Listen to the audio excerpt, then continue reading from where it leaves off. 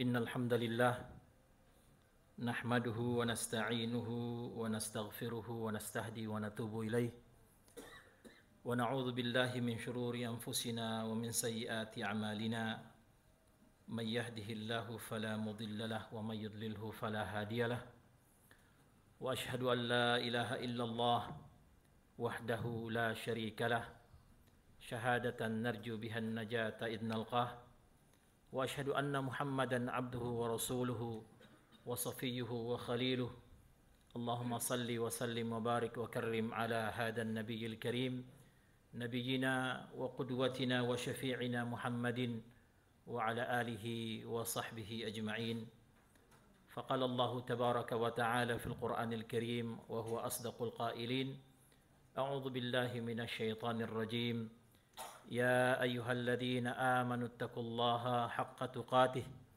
ولا تموتن إلا وأنتم مسلمون يا أيها الذين آمنوا اتقوا الله وقولوا قولا سديدا يصلح لكم أعمالكم ويغفر لكم ذنوبكم ومن يطع الله ورسوله فقد فاز فوزا عظيما يا أيها الناس اعبدوا ربكم الذي خلقكم من نفس واحدة وخلق منها زوجها وبث منهما رجالا كثيرا ونساء واتقوا الله الذي تساءلون به والأرحام إن الله كان عليكم رقيبا أما بعد فإن أصدق الحديث كتاب الله وخير الهدي هدي محمد صلى الله عليه وعلى آله وسلم وشر الأمور محدثاتها وكل محدثة بدعة وكل بدعة ضلالة وكل ضلالة في النار.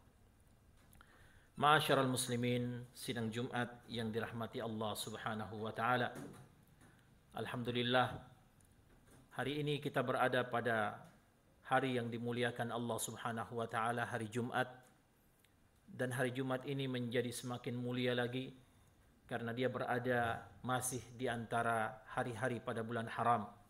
Kita masih berada pada bulan Dzulhijjah, bulan yang termasuk dari 4 bulan haram, di mana kita diperintahkan oleh Allah Subhanahu wa taala secara khusus, fala tazlimu fihinna anfusakum. Janganlah kalian menzalimi diri-diri kalian pada bulan-bulan tersebut. Selanjutnya jamaah sekalian, sebagai khatib saya mengajak diri saya dan kepada hadirin dan hadirin sekalian untuk kita memperbanyak salawat kepada Rasulullah sallallahu alaihi wasallam, nabi kita yang telah berkorban untuk menyebarkan agama Allah Subhanahu wa taala, sehingga sampai hari ini alhamdulillah kita masih menjadi hamba-hamba yang beriman kepada Allah Subhanahu wa taala, masih menjadi hamba yang yakin dengan apa yang diutus dengannya Rasulullah sallallahu alaihi wasallam, beriman kepada Allah dan menjadikan beliau sebagai suri teladan dalam kehidupan kita. Ma'asyiral muslimin, sidang Jumat yang dimuliakan Allah Subhanahu wa taala. Kita sebagai hamba yang beriman, tentu tujuan kita adalah beribadah kepada Allah Subhanahu wa taala. Tetapi pada beberapa dalil yang lain, di antara tujuan Allah Subhanahu wa taala menciptakan kita selain beribadah adalah agar kita diuji oleh Allah Subhanahu wa taala. Ujian itu adalah sebuah sahabat bagi kehidupan umat manusia.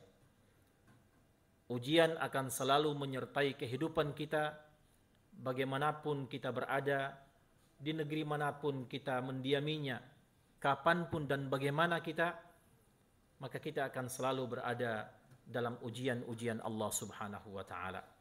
Allah berfirman dalam Al-Quran, surat Al-Insan, Inna khalaqnal insana min nutfatin amsyaj, nabtalihi, faja'alnahu sami'an basira. Kata Allah, sesungguhnya kami telah menciptakan manusia dari nutfah yang terpancar. Untuk apa jamaah sekalian? Nabtalihi, agar kami menguji mereka. Dan untuk ujian itu Allah Subhanahu wa taala mengatakan, faja'alnahu sami'an basira. Kami jadikan manusia itu bisa mendengar dan bisa melihat. Bisa mendengarkan dan melihat ayat-ayat Allah Subhanahu wa taala di dalam kehidupan mereka. Apakah ayat-ayat yang bersifat syar'iyyah yang tertulis di dalam Al-Quran atau disampaikan oleh Nabi kita Muhammad sallallahu alaihi wasallam dalam hadis-hadis beliau, afala yatadabbaruna al-Qur'ana am ala qulubihim aqfaluha. Kenapa mereka tidak mentadabburi ayat-ayat Allah di dalam Al-Qur'an itu?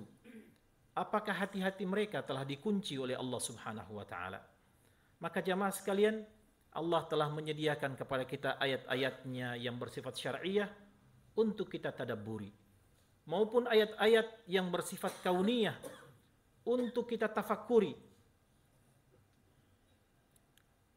Allah Subhanahu wa taala berfirman bahwa sesungguhnya pada penciptaan langit dan bumi itu, inna fi khalqis samawati wal ardi wa ikhtilafil laili wan nahar laayatil liulil albab. Sesungguhnya dalam penciptaan bumi dan langit, dalam silih bergantinya siang dan malam, adalah merupakan tanda-tanda kekuasaan Allah untuk ulul albab, untuk orang-orang yang berfikir dalam kehidupan mereka. Oleh karena itu jamaah sekalian, sebagai seorang muslim atau orang yang beriman, tentu kita harus akrab dengan yang namanya ujian. Karena ujian itu merupakan fitrah yang Allah Subhanahu wa taala tetapkan berlaku bagi setiap hamba yang bernama manusia dalam kehidupannya. Tentu setiap manusia berbeda dalam menyingkapi ujian-ujian yang dihadapi. Di dalam Al-Quran surat Al-Anbiya, Allah Subhanahu wa taala berfirman, kullu nafsin dha'iqatul maut wa nabluukum bisyarri wal khairi fitnah wa ilaina turja'un. Setiap yang bernyawa pasti akan merasakan kematian. Kullu nafsin dha'iqatul maut. Tetapi Allah mengatakan, wa nabluukum bisyarri wal khairi fitnah, dan akan kami uji kalian dengan keburukan dan kebaikan dalam kehidupanmu sebagai fitnah, sebagai ujian dalam kehidupanmu. Wa ilaina turja'un, dan hanya kepada kami kalian akan dikembalikan. Al-Imam Ibnu Katsir rahimahullah menyebutkan dalam tafsirnya terkait ayat ini, kata beliau, Allah Subhanahu wa taala menguji kita dalam segala aktivitas kehidupan kita. Allah menguji kita dengan kebaikan dan Allah menguji kita dengan keburukan. Allah menguji kita dengan kelapangan dan Allah menguji kita juga dengan kesempitan. Bahkan Allah menguji dengan ketaatan, Allah menguji juga dengan kemaksiatan.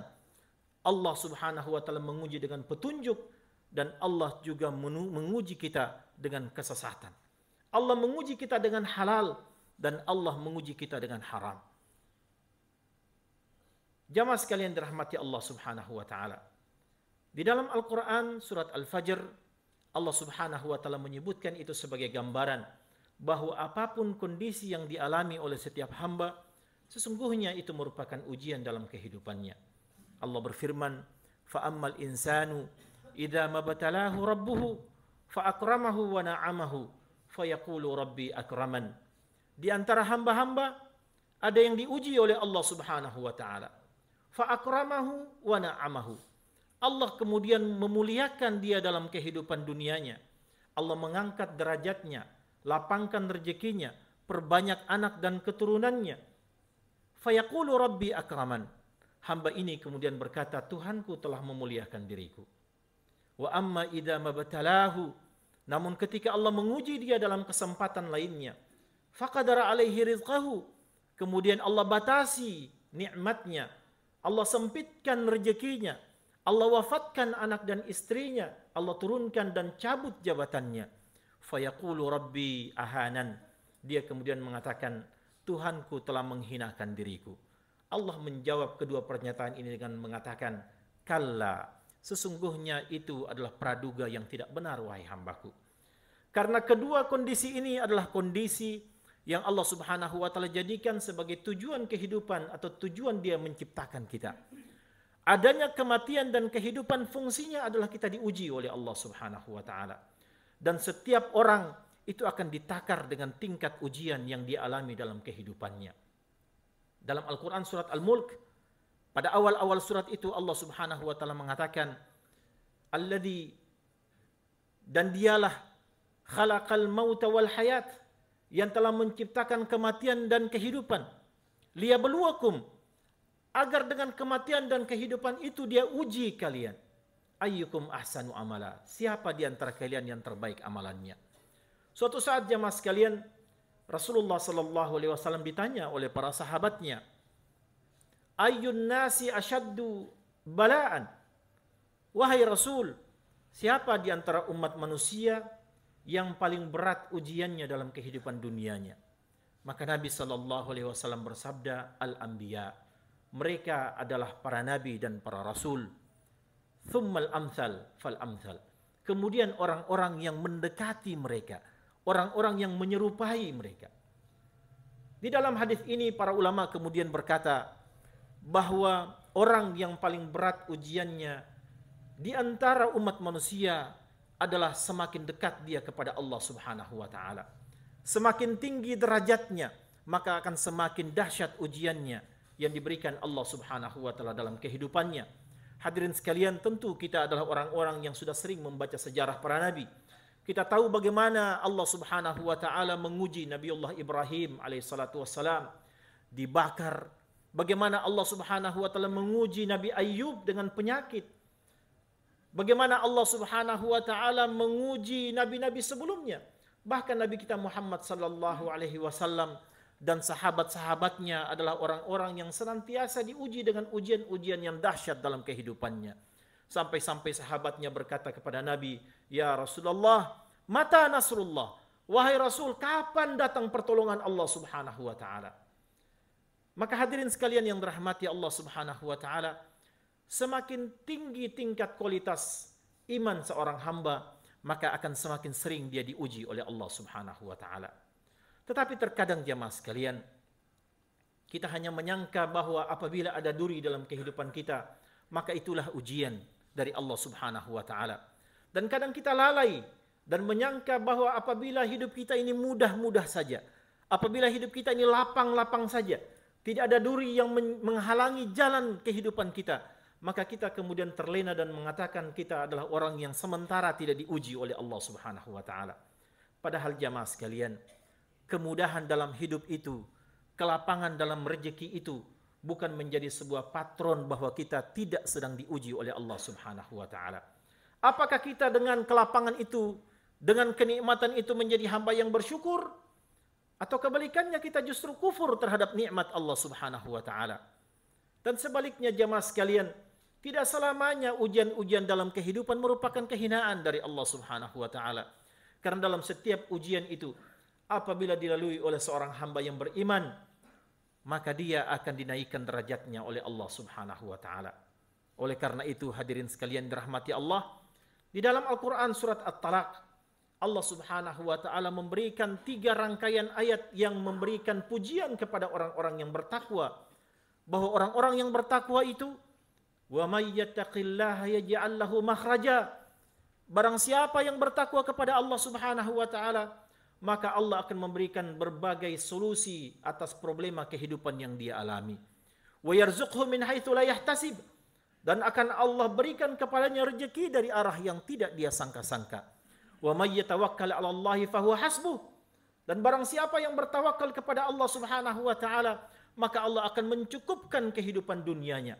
Innallaha balighu amrihi. Sesungguhnya Allah pasti akan mencukupi sesuatu sesuai dengan takarannya. Qad ja'alallahu likulli syai'in qadara. Karena Allah telah menetapkan takaran sesuai dengan kehidupan umat manusia itu. Wa may yattaqillaha yaj'al lahu min amrihi yusra. Barang siapa yang bertakwa kepada Allah Subhanahu wa taala, maka Allah akan mudahkan kehidupannya di dalam dunia ini. Wa may yattaqillaha yukaffir anhu sayyi'atihi wa yu'dhim lahu ajra. Dan barang siapa yang bertakwa kepada Allah Subhanahu wa taala, maka Allah akan ampuni kesalahan-kesalahannya di dunia, dan di akhirat Allah akan berikan ganjaran yang besar untuk hamba tersebut. Oleh karena itu hadirin sekalian dirahmati Allah, yang pertama bersyukurlah kita menjadi hamba yang beriman dan bertakwa. Yang kedua tetaplah istiqamah di atas jalan takwa ini, apapun halangan, apapun ujian dalam kehidupan kita. Karena tidak menjamin bahwa kalau kita menjadi hamba yang kufur kita selamat dari ujian. Karena sesungguhnya ketaatan dan kesesatan sama-sama merupakan ujian dari Allah Subhanahu wa taala. Sebagaimana perkataan dari Talha bin Ubaidillah dan Talha bin Abi Thalib radhiyallahu, dan dari beberapa sahabat yang lainnya radhiyallahu anhum ajma'in, bahwa sesungguhnya Allah menguji dengan ketaatan dan Allah menguji dengan kemaksiatan. Allah menguji dengan sesuatu yang kita sukai, dan Allah juga menguji dengan sesuatu yang tidak kita sukai. Hamba-hamba yang beriman, orang-orang yang senantiasa bertakwa kepada Allah, adalah orang-orang yang dipuji oleh Rasulullah dalam menghadapi ujian-ujian kehidupan ini. Rasulullah sallallahu alaihi wasallam bersabda, "Ajaban li amril mu'min."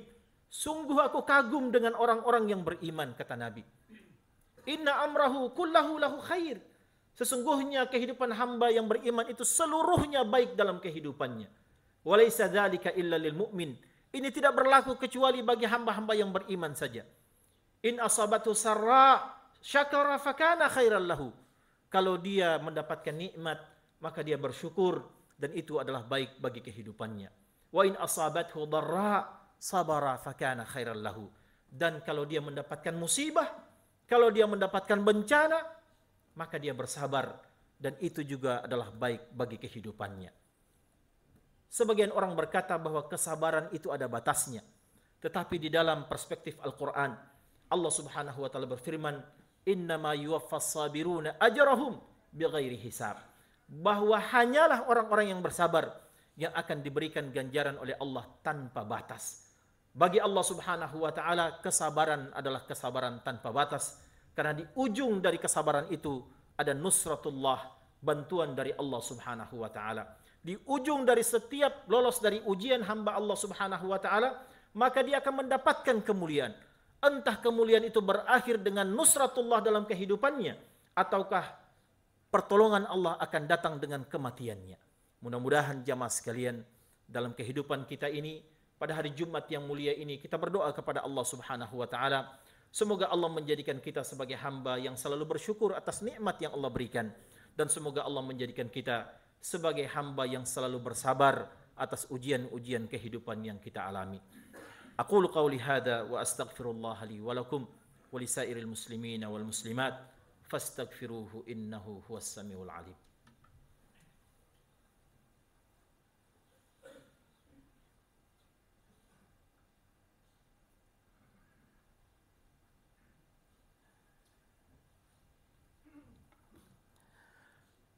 Alhamdulillahi ala ihsanihi wa syukru lahu ala taufiqihi wa amtinanihi wa ashhadu an la ilaha illallah wahdahu la syarika lah ta'ziman wa jalla li sya'nihi wa ashhadu anna Muhammadan abduhu wa rasuluhu ad-da'i ila ridwanihi wa ala alihi wa sahbihi wa ikhwanihi.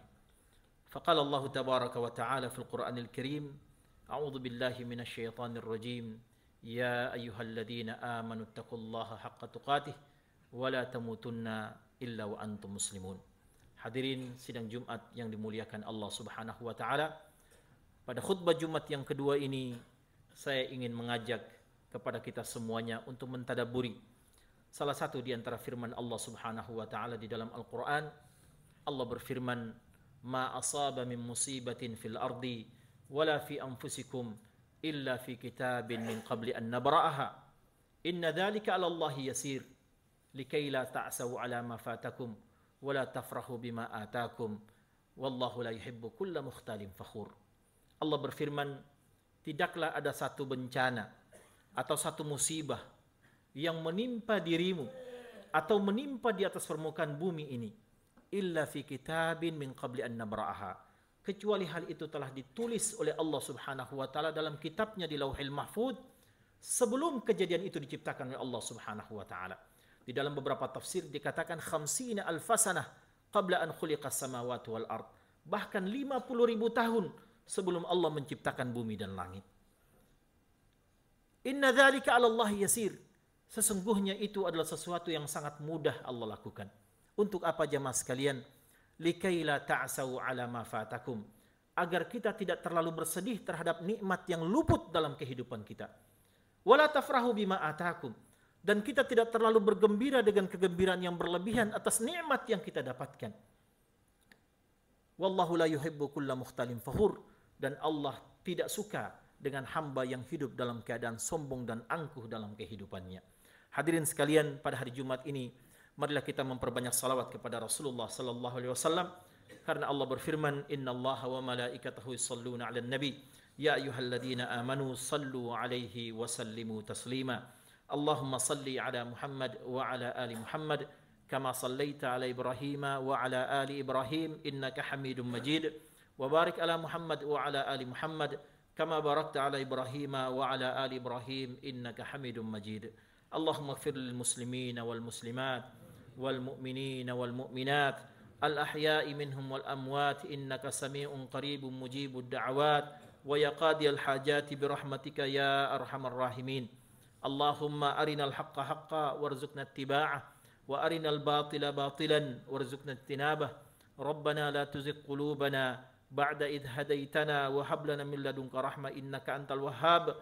Rabbana zalamna anfusana wa illam taghfir lana wa tarhamna lanakunanna minal khasirin. Rabbana hab lana min azwajina wa dhurriyyatina qurrata a'yun waj'alna lil muttaqina imama. Rabbana taqabbal minna innaka antas samiul alim wa tub alaina innaka antat tawwabur rahim waghfir lana innaka antal ghafurur rahim.